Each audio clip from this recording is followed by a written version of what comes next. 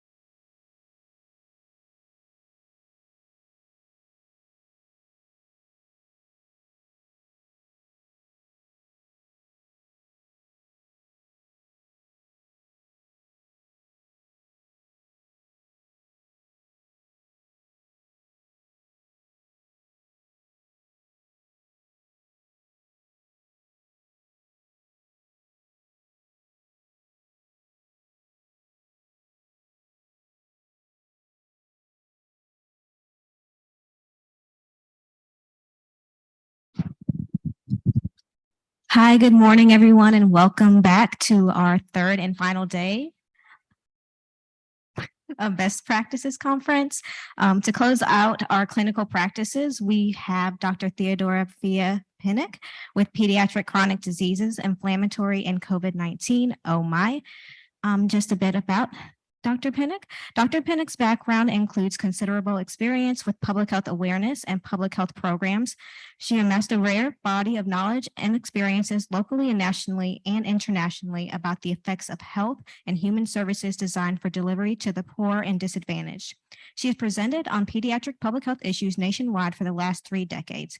In addition, she presented to Tennessee General Assembly on numerous occasions concerning the status and impact of public policy and legislation affecting Tennessee's children. Dr. Pinnock was a National Merit and Scholarship winner and received her BA from Rice University in Houston, Texas, and her Doctor of Medicine from the University of Texas Southwestern Medical School in Dallas. She completed a pediatric residency program at Washington University School of Medicine's St. Louis Children's Hospital in St. Louis, Missouri. She completed a post-residency fellowship in developmental and behavioral pediatrics at the University of North Carolina School of Medicine in Chapel Hill, North Carolina. And from 1992 to 1997, Dr. Pinnock served as an assistant professor of pediatrics at the Vanderbilt University Medical School in its Child Development Division. From 1997 to 2003, she was vice president and provided research and training for healthcare consulting company. And from 2003 to 2009, she served as state director of maternal and child health for Tennessee's Department of Health. From 2009 to 2013, she was in private practice in developmental and behavioral health pediatrics.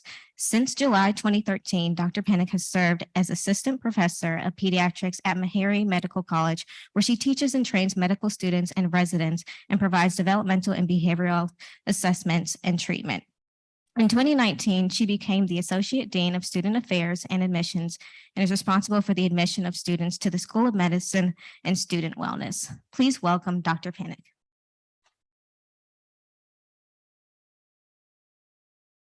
Imani. By that background, you understand I'm old. I've been around a long time.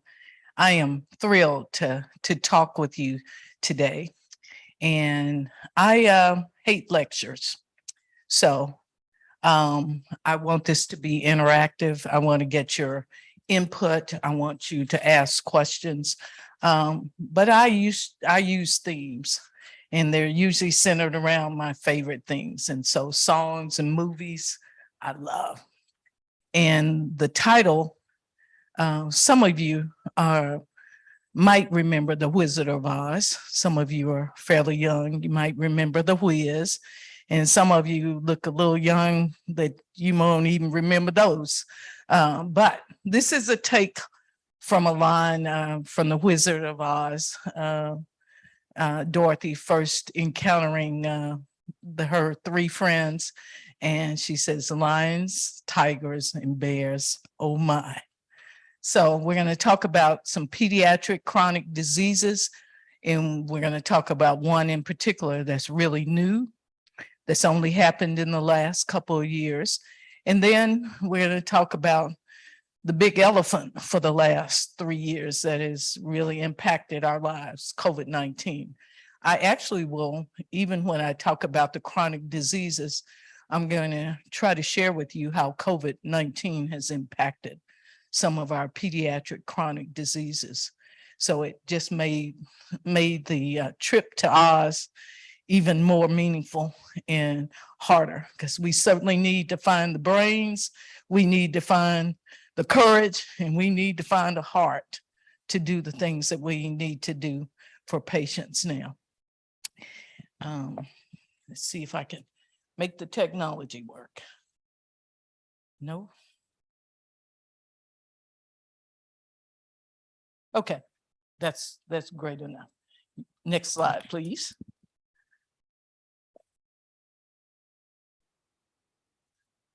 You know, Dorothy found herself in a situation. There was a tornado in Kansas. Her house sort of got twirled around a bit, and the overall story, it was all a dream or a concussion for her. But we know the story in that she had some problems. She found herself in a situation, her house landed on one of the wicked witches, and that caused some problems for her. And she was a long way from Kansas. So our situation is we have these pediatric chronic diseases.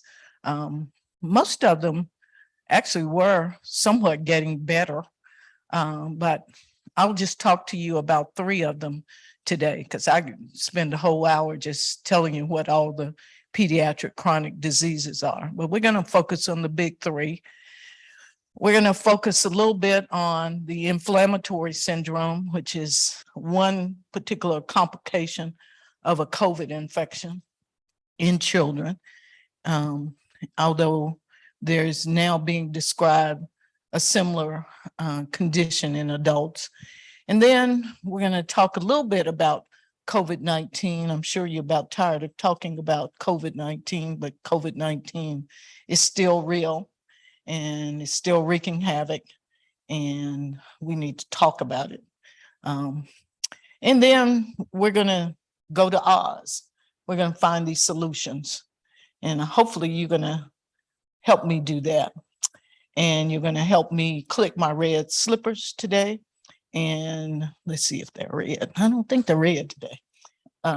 Click my black slippers and come up with some solutions.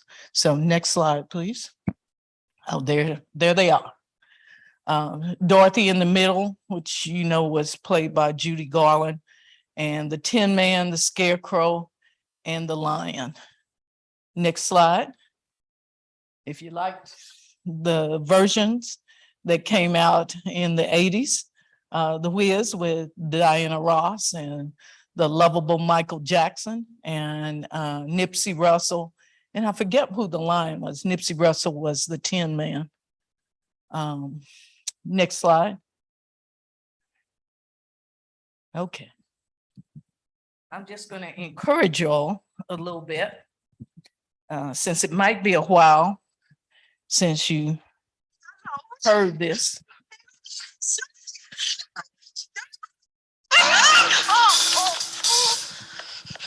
is my favorite one about going down the yellow brick road. Come on, Dorothy! Come on! It's only Michael Jackson, Quincy Jones, and Diana Ross can do.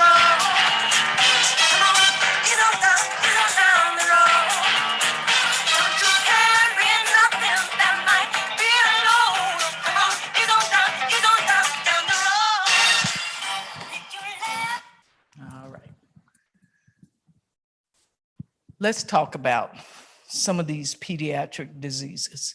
Next slide, please. One that is probably overarching and impacts a lot of other chronic diseases for kids is obesity. It's going down. That's the good news. The incidence really is going down, but it's still really high. We still are in the double digits for our kids. And things were looking so bad about 10 years ago. They were talking about that might be the first generation of children that would not live as long as their parents because of obesity and its complications. So we find it's still high for 2 to 19-year-olds.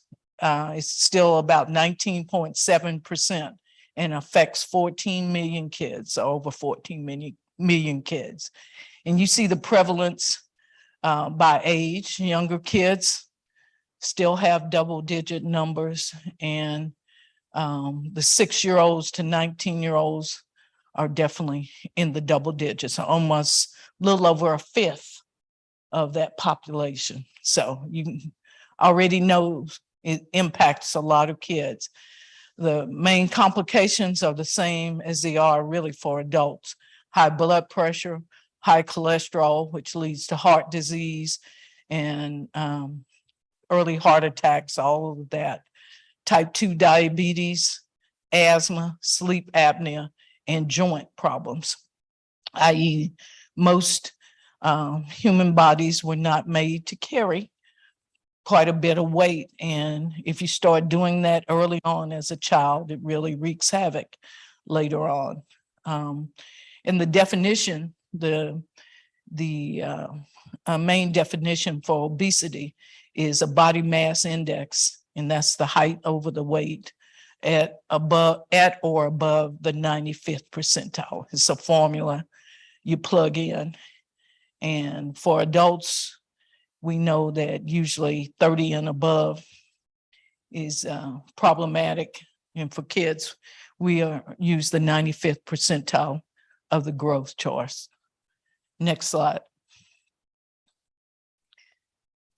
It's unfortunately still very high and higher among children of color and indigenous children.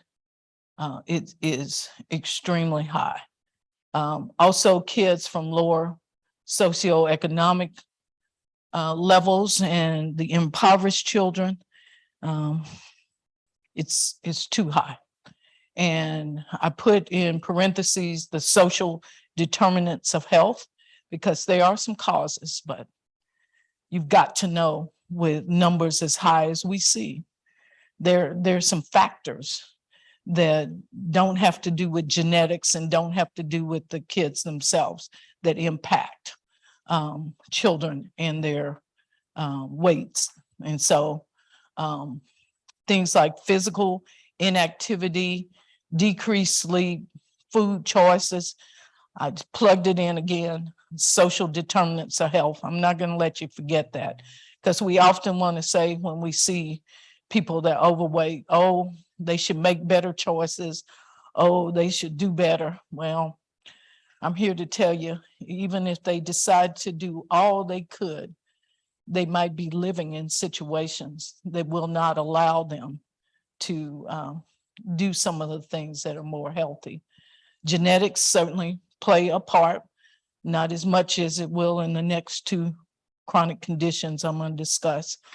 And sometimes illnesses, especially if children have to take steroids, is one example. They might definitely be overweight, and medications, and I just mentioned steroids, are one of those that causes problems. And let me just help you think about this problem a little better. Physical inactivity. And when we can say, well, you can solve that, just get active. Well, if you're a child and you live in a place where, one, there was a shooting right across the street from you, and there was a shooting 2 weeks from you, 2 weeks ago, behind your house, guess what?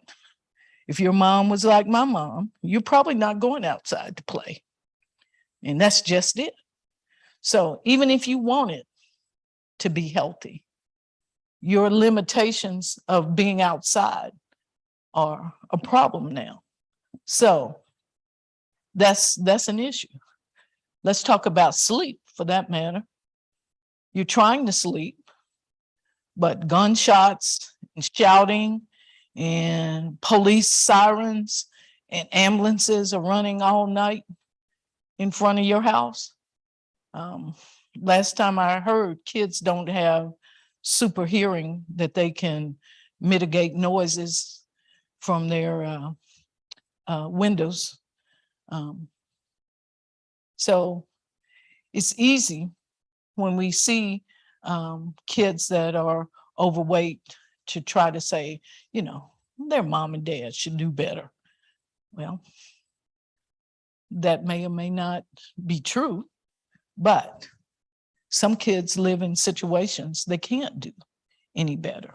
And so that's where we come in, because we're supposed to have some better solutions to help out.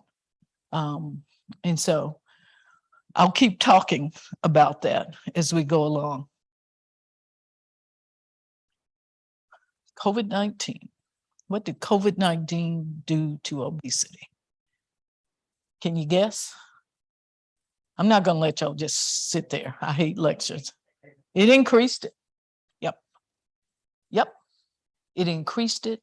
It caused more complications for kids. If a kid was obese, they were more likely to be hospitalized. They were more likely to have increased ICU admissions and ventilator use. And you can guess they're also were more likely to die than some of their counterparts that weren't obese. So COVID didn't help the situation, the obesity. And if you just remember the list I talked about, some of these kids actually have long haulers. They still get really fatigued, so they're not going to be able to do physical activity for a while. And their appetite was affected, their sense of smell and eating gets affected. So you can already imagine the scenarios in this. Next slide. Oh, there he is, the one that wanted courage. Takes courage to be looking at some of these issues, especially with your patients, because you might be able to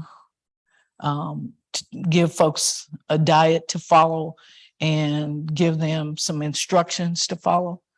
But the shootings in front of their house or behind the house, you're probably not going to do too much for. You know, making a grocery store that's not 8 or 9 miles away from them available with affordable food. If Publix is your choice, Publix has some great fresh food. Whole Foods has some great fresh foods, but any of you that worked in public health know that our populations probably can't go into, I call it whole check or Publix and come out with a whole lot to feed their family ongoing. So even though WIC has made some new guidelines that healthier foods are one favored and folks get more in light of food stamps if they buy healthier food, it's still a long way from solving the problem. And you got to have a little courage. So next slide. Let's talk about another one. You might do a lot of things to help your patients out. You can't change the air that they're breathing.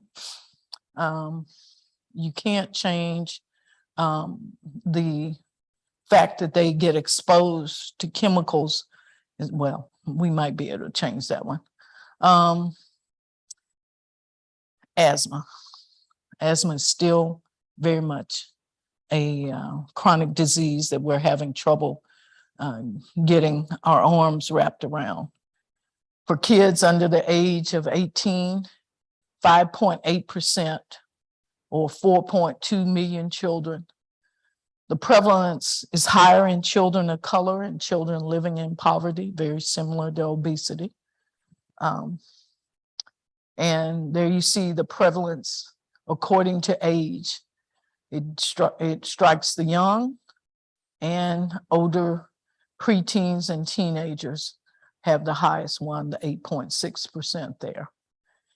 It accounts for missing school days, parents' work days, decreasing academic performance, and all those depend on how well asthma is being controlled or treated. And so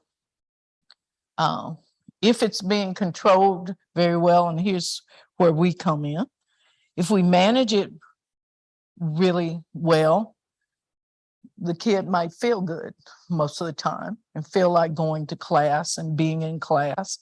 I'm not going to ask for a show of hands, but if you have respiratory problems or asthma, you know it's no way in the world you're going to sit in class and pay attention if you're having trouble breathing. At least I hope you don't. Just sit, because I'll be scared for you at that point. So it really behooves us, if we're providers, to manage these patients and manage them well so they will feel well and be able to participate. If they're in the hospital, if they get discharged from the hospital, they're 2 times likely to die within the first 24 hours that they get discharged from a hospital. So you need to know that, because if they get discharged Wednesday and they go back to school Thursday, guess what? if they start having a problem at school, somebody needs to move fast and in a hurry, because that may prevent that kid from dying. So that's one of those things that you know. And of course, that idea of that kids can just exercise and things will be better. Well, for kids with asthma, that may or may not be possible, because their exercise can sometimes induce asthma. And so for those kids, we have to come up with a different solution.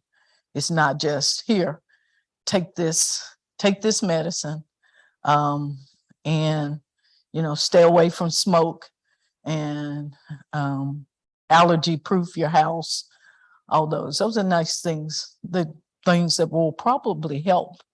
But again, I want you to remember with that lens of social determinants. They're not just nice things. Those are preventive things, but every kid and every family is not going to have access to that. So we got to know what to do. Next slide. There's very little data on what is happening with children with asthma and COVID-19. All the data out there is really with the adult population. And we already know the adults with asthma were put in the higher prioritized group to get vaccines early on, because if you had asthma as an adult, you were much more likely to have a more severe illness, potential COVID pneumonia, and ending up with more serious complications. And so I put what happens to the adults, but there's really no data for what's really happening with kids, specifically kids that are asthmatic. And we can try to extrapolate the data and guess if a kid's already having trouble breathing and they get COVID and get more than pneumonia, they're gonna have some issues. Or as you already know, asthma can be set off by a lot of things. You can have a bad cold, you can get the flu, all those things can really trigger someone's asthma. So those things are likely to happen. Any questions? Am I holding on from lunch? That's the danger of speaking right before lunch, because people are looking at you like, get it on, come on, move right along here so I can go eat.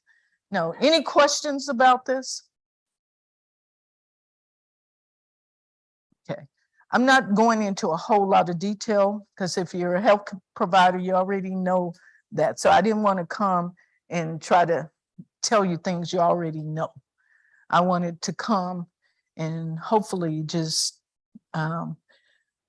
really provoke you to think of ways and things that we can do to help, because the stats are still the stats.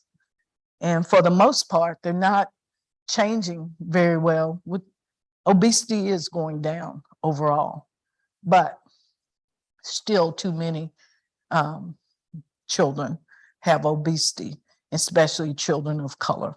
So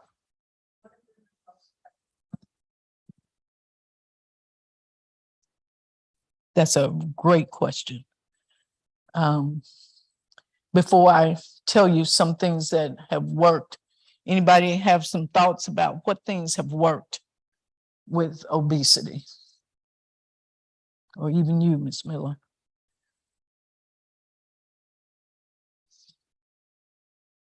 Absolutely.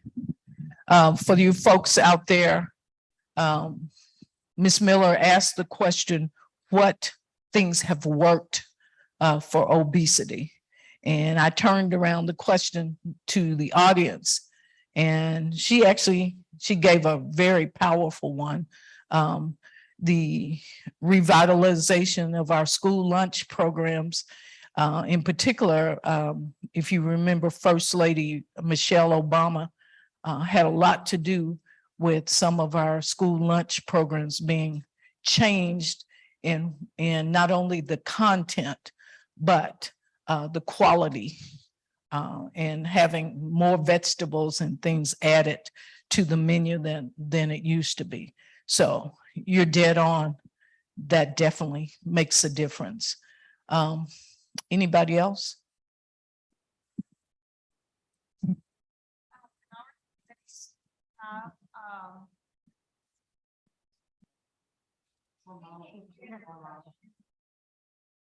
In our community, we do have programs that do assist in managing childhood obesity, where they do have like the Zuni Healthy Lifestyles program.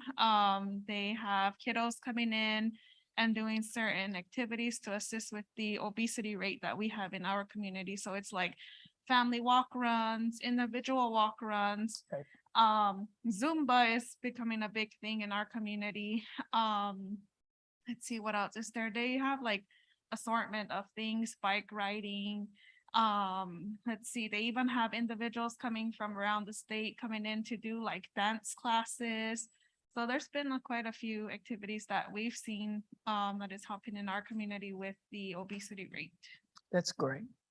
That's great. I need to come by your community. Maybe I'll get motivated to move it along a little more. But that's what it's going to take. And she gave a good sort of diet of things. It's got to be fun. It's got to be relevant to folks for them to do it. Otherwise, you can't say to a 5-year-old, I need you to go exercise. I need you to lose 10 pounds. And I need you, when you come back, to get your well child visit in 3 months, I want you to be 10 pounds lighter. Well, you can do that if you want to, but that's usually not the way to get things done. And so having community ways, and I think that's one of the things the example she gave really, hopefully is provoking you. We're all in this together. That's the one thing about the 4 friends.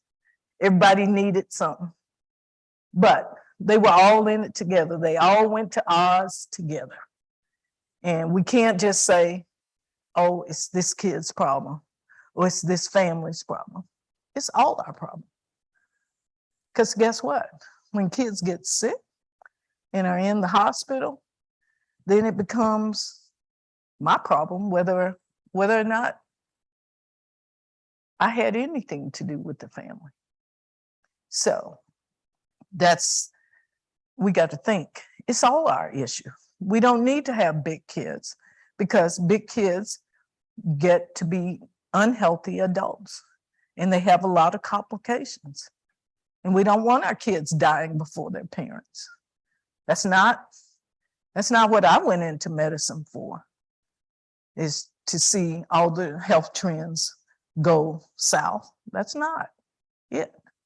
That's not why I'm still in medicine. As old as you can imagine I am, I'm still in the trenches.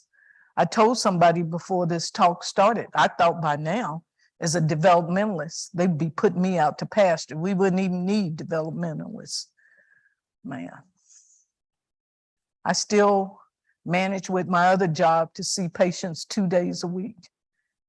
And that usually requires about 7 days a week care and getting kids what they need. So I'm still in the trenches, because the trenches are still full. And we all have to work, and COVID has made our job harder.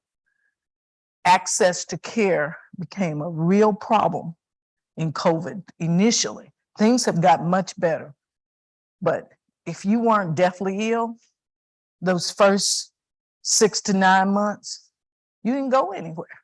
The last place you wanted to go was come to clinic and potentially get exposed.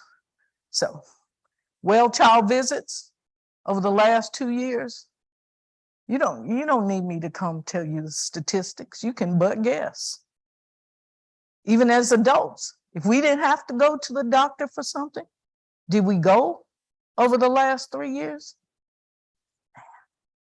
So we got to get it back though. Things are things are getting better. COVID is still very much out there, but I think we have to live with COVID. It's not going anywhere anytime soon that I see. So we got to find ways to make kids healthy and communities healthy. Ms. Miller. Just another point about school's influence, going from a military readiness program, because that's kind of how the physical education programs were instituted, because we didn't have a strong enough military force.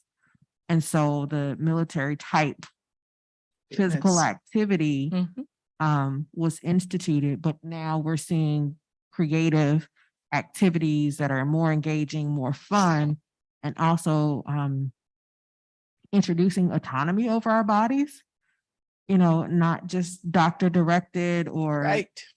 military style exercise directed, but we have ownership and responsibility to our own bodies as well, and can make and empower decisions, even starting at the younger populations. I think that is one of the things moving forward to look at. Very good. Too.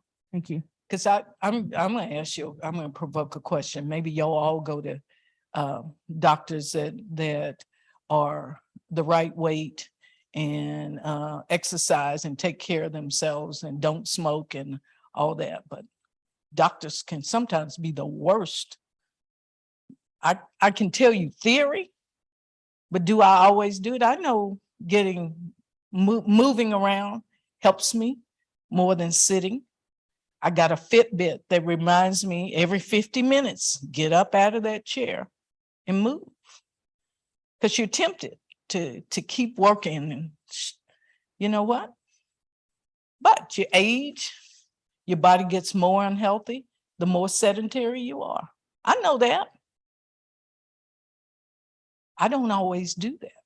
So coming in to ask me advice, and you can see I didn't miss too many meals. I am not at the right percentile. I will just tell you. I think you'll probably notice that by now. But anyway, all playing aside, we got to work together. Work as families. Make it fun. Adults don't like to do the fitness thing either. I remember you used to have to do the chin-ups. Oh, yeah. And the push-ups. Yeah. Even as athletic and healthy as I was, that was no fun for me.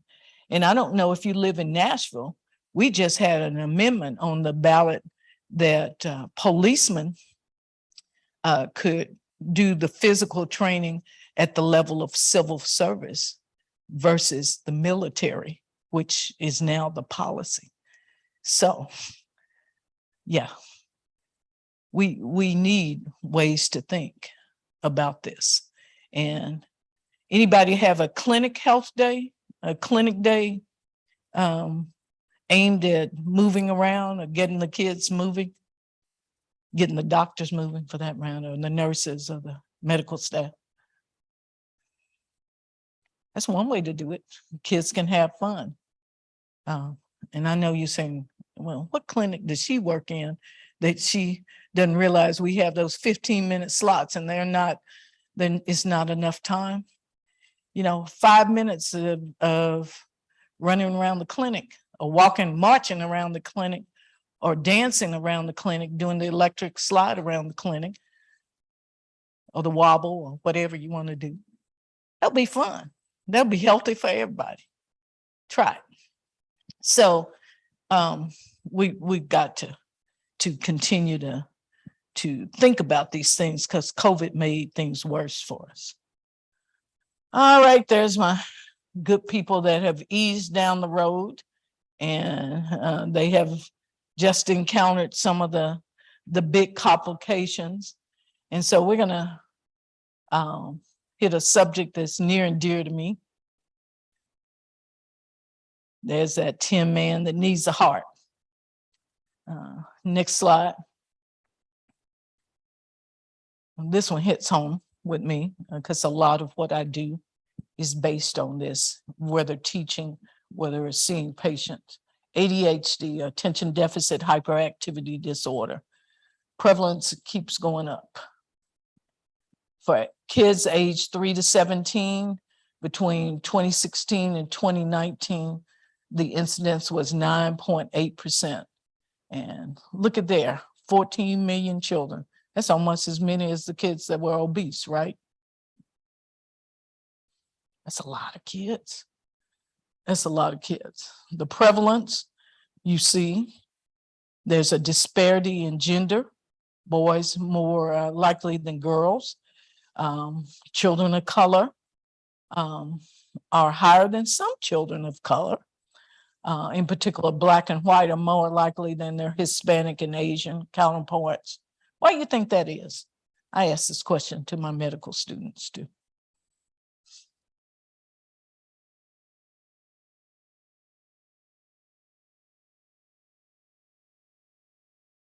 Why do you think that is? Huh?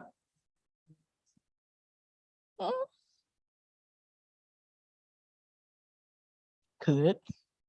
Diet is a big factor. That's why I want you to think, y'all. Kids get stressed too. If their parents are stressed, I can tell you, the kids get stressed. If a parent has a sort of mild, matter-of-fact response to trauma, the kids might have that. But for most of us, our stomachs churn. We might not have a panic attack, but I can tell you it's not healthy. Our heart rate increases, our blood pressure increases. So we've got to know that that happens a lot in kids, and we need to do what we can. You're right. No, please, please. This is interactive. Yeah. Right. For those, Ms. Miller's made a lot of good responses. One, the first one is the stress level. And I think all of you, even out in virtual land, will agree that stress has an impact, and it's usually negative for kids. And stress affects obesity, stress affects asthma, and stress affects ADHD too. So nothing is immune to it. And the second thing she says, just hearing the headlines sometimes causes us to be a little more stressed. In the morning, I can't watch the news. I just can't. It's usually not positive things I'm hearing. Every once in a while, you hear a hero story or something that really sets your heart good. As the Tin Man says, man, it makes that heart beat. And you're really glad to be a part of the human race, and you still know that people care and are nice. But most of the time, the headlines are one negative thing after the other, and especially if the headlines are about a person of your same race that got pulled over for a traffic stop, for a light being out, and lose their life, get shot in the back of the head. We need to do a study and see, because I can tell you it does something to you to hear that stuff every day. Seems like something's happening every day. So knowing that's happening to kids too, and it's not just what goes on with their parents. ADHD is the most common neurobehavioral disorder. You're going to hear about it. Now that we can diagnose adults, I think we're actually doing better at some of our treatment solutions, because it finally took the adults time to recognize, well, if adults have it and they have issues, well, we got to do something to help the kids too. So I will tell you from that viewpoint, things are better. But the pattern that we see in kids is usually one of inattention or hyperactivity, and it usually impairs their function. In particular, their school and attention is usually when we see it the most. Next slide. Most kids with ADHD have, we call it a comorbid condition. They have something else. It's not just your garden variety ADHD. They can have things like depression, anxiety, autism, Tourette's, sleep apnea, and uncontrolled asthma. And let me just tell you, one of the things I think is coming with the COVID, now that we're out and about more and traveling and moving around more in kids, I think we're going to see some more depression and anxiety, because we as adults don't seem to recognize that the kids lost as well as we lost some things, but we have different coping skills. The kids lost. COVID hit 1 week after I bought the prom dress for my kid to go to prom, my senior in high school to go to prom. Her graduation was a drive-through. She said I didn't have a graduation. The family enjoyed it better than graduation sitting in an auditorium and all of that. But her response is, I didn't have a graduation. They lost. And we got to recognize that, because that impacts everything I've already talked about. So I need you to be more aware. I need you to screen kids for depression and anxiety. And we're not just looking for the worst, but find those kids that are really struggling and let's try to get them help, because otherwise they're not going to be healthy. Here's some causes of ADHD. You see, you don't see sugar up there because sugar doesn't really cause it. I know I'm talking to the choir, but all those other things are still front and center and they're still problematic. So those, when we see kids that generally have those things, and if they have a first degree relative with ADHD, they're much more likely to have that. And we don't quite know all the genetic reasoning for that. So it's hard to address the genetics, but we've got to address it. Next slide. Woo. COVID-19 and ADHD. Man, is many of, if you remember the Wizard of Oz, the Wicked Witch had all the monkeys going around. Man, that's COVID-19 to kids learning. They were virtual, some of them for over a year. They had to sit in a seat. Have any of you had to do Zoom for more than an hour? 3 hours, 4 hours, 6 or 7 hours. How many of you, I want to see the person that liked doing Zoom for 6 hours straight.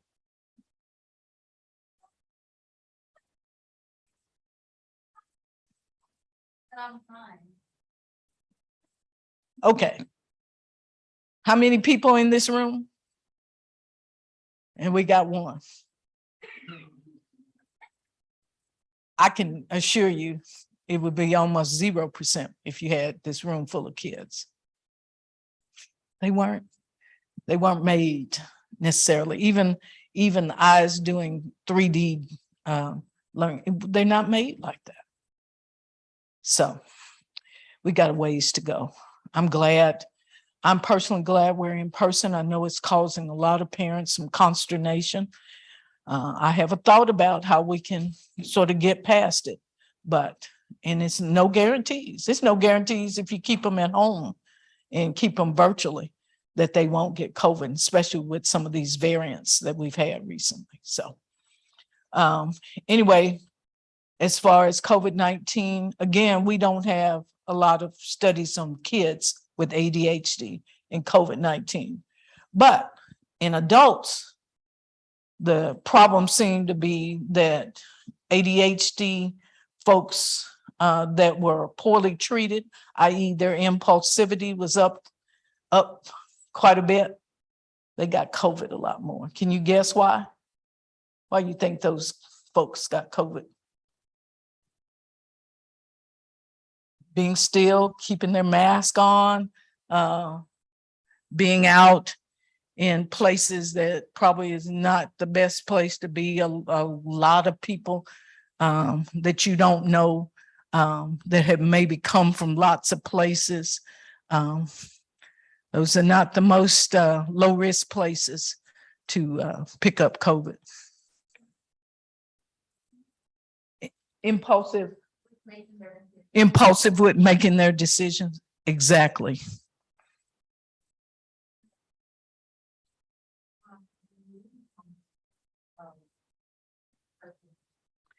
Yes. Yes. For you folks in virtual land, one of the participants raised the issue of immune function. There seems to be confirmation that children, in particular, we see it in the adult data, the research is there. But in some studies, it looks like children with ADHD probably have lower immune control. So, yes, we know children with ADHDs have other chronic illnesses. Yes, we know chronic illnesses just make you more susceptible. That might be the immune control part of it. So we've got a lot to learn as far as kids with that. And one thing is there for the adults is less access to medical care. And I was really sort of shocked with this. This is out of the CDC site. And it said, in particular, adults with ADHD usually have a problem with keeping a job. And their jobs tend to be not only frequent turnover, so they might not have the safest job in the world to work at this particular time with exposure. Also, they tend to be less connected to the medical system, i.e., again, so they might have symptoms that are COVID related, and they might go to work and spread it to however many more people or get it spread to them. So that's an issue. And in particular, ADHD folks that smoke definitely have immune issues. Next slide. Oh, there she is. You remember this character who actually water took care of, but she looks pretty scary. I would think I'd think twice before I mess with her. There was a problem on their trip because Dorothy accidentally killed the sister by the house following on them. You remember the Munchkins running along singing "Ding Dong, the Wicked Witch is Dead." So Dorothy killed her sister. She took it personally and was going to get them. Next slide. COVID took it personally for kids. They have a syndrome called inflammatory syndrome. It's where the different body parts, hearts, lungs, kidneys, brain, skin, eyes, GI tract, we don't have too many more that we can put up there. Children get an infection with COVID-19, the SARS-2 virus. They have symptoms that look like that, but this is a multi-system inflammatory disease. Usually puts them in the hospital for days. And the only treatment, you can't give them Pavlov and they do better in 5 days. You got to treat every organ system that's breaking down. So not only are they in the hospital, they're usually in the ICU being treated. And do some of them die? Yes, some of them die. And they're beginning to describe this in the adult population, but this seemed very much focused in the kids and children. And next slide. Part of the issue is that you have to treat the involved organs. We still don't know why some children get it and some don't. We still don't know why some kids recover and some don't. And we don't know which children are more likely, even after 2 years, we don't know. So, and there's some qualifying criteria along with the symptoms. But this one's a tough one because you don't know. Every little child, any little child you see might be more susceptible. So yes, we're getting ready to go into the fall, the respiratory viruses everywhere.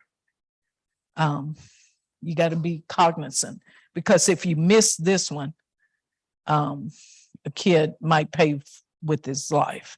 So we got to know about it. Next slide. Oh, there they are. They're almost there. Oz, that famous place. Next slide. There they are. Those wonderful slippers that we need to click and be home. I wish it was that easy.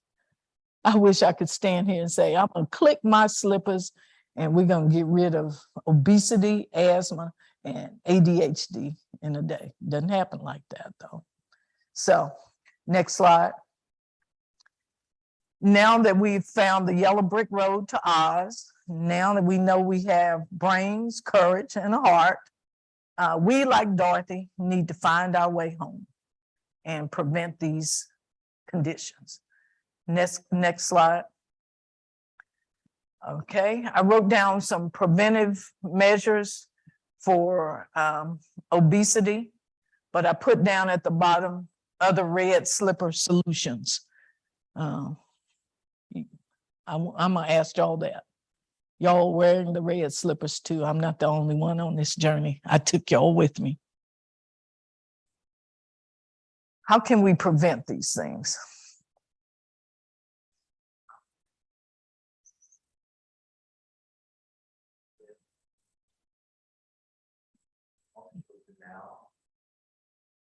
Video games and virtual reality. Mhm. Having virtual reality, you're more involved and active in the game versus just on the remote control. So having more interactive games or games that causes the heart rate to go up on a virtual reality platform. Excellent. And it is happening some. It's even happening for adults. I can tell you, I loved the Wii when the Wii was out and you could dance. I really thought I was getting it. And they gave you scores, man. When my score went up, you think I'm running the marathon. But he's absolutely right. Kids like to do the sedentary. Let's just make it fun. Let's make those virtual realities and some of the newer tech that they can move. And guess what? They will be doing what they like to do and exercising at the same time.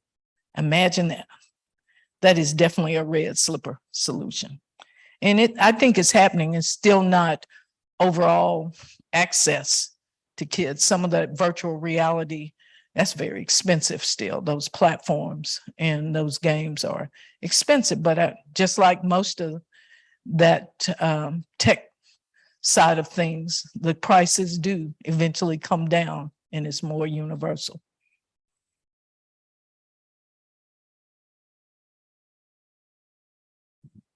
I actually brought some old school activities back with my children. I had a long rope. We tied it to the mailbox and they jumped on the sidewalk or got roller skates. Not bringing electronics into the home. I let them climb trees. I teach them how to find good tree climbing trees and also on not only healthy food choices, but not pushing the clean your plate ideal anymore. No more happy plate. No. Not That is a good one. Not and stopping when you're full and being okay with that. Actually, there are some studies out there that show that's very impactful. If people would stop when they have that first inclination that they were full, you wouldn't have adults with the double digit. And so learning those, I let my children ask for more instead of making them eat all of it that Mhm. I decide is what they need. And so less waste of food. They eat to their full and they understand. And then they can, again, that autonomy, they can gauge where they are on that too. That's a very good. Anybody else? Trust me, I'm watching the time. I'm not gonna hold you a minute over. I promise you. Okay, next one.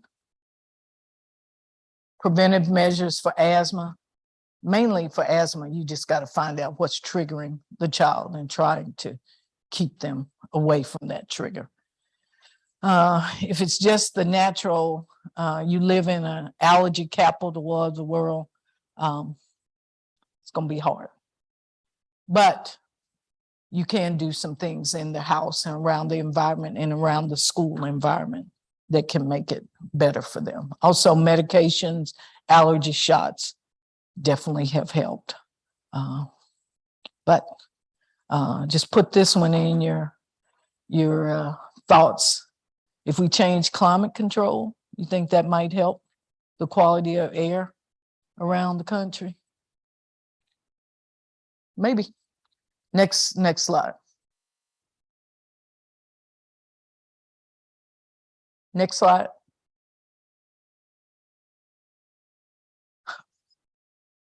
I got an easy one for inflammatory and COVID. Mask. I know we don't like it. The kids don't like it. But guess what? I saw less flu in the last 2 years in both the adult and pediatric population.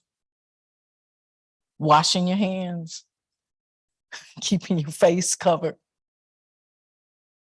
Man, I think that came out sometimes in the 1930s, those directions.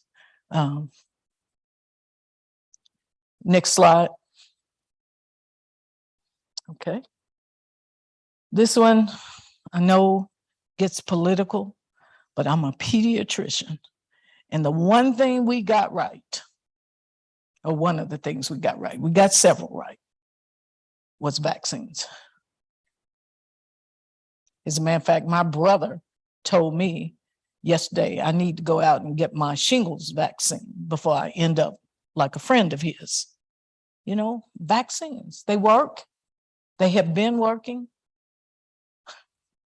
Anybody in here never had a vaccine? Don't raise your hand. But I mean, honestly, we work. If we went to school, if we went to work, when I went to residency, they had the list. All of them you didn't have, you just went and got. And you didn't, I was thankful not to be getting some of those childhood illnesses that I had to treat. Thank you. I got one, it ended me up on an IV for 3 days. You know, childhood illnesses are not nice to adults. So I don't know what else to tell people about COVID itself. Try not to get it. That is my best piece of advice. You can think through things and think through ways, but the best thing is not to get it. Not for the kids or the adults. So, next slide. Any more questions or thoughts? I have that it is 12:15, sir. And you feel free to leave. I said y'all could leave. I will stay and answer questions. Why did you look at me when you said it was back in the 1930s, right? That they did. I have looked at you all this time. I don't know. I didn't do that because I wasn't either. Thank goodness I wasn't here. That wasn't personal. This is just me making contact. Anybody else? That's a good one. I had to watch when I look at people, make sure I don't time it. You know, my comedic my comedic punchline didn't come at the wrong time. Thank you very much. You've been a great audience and I've enjoyed talking to you.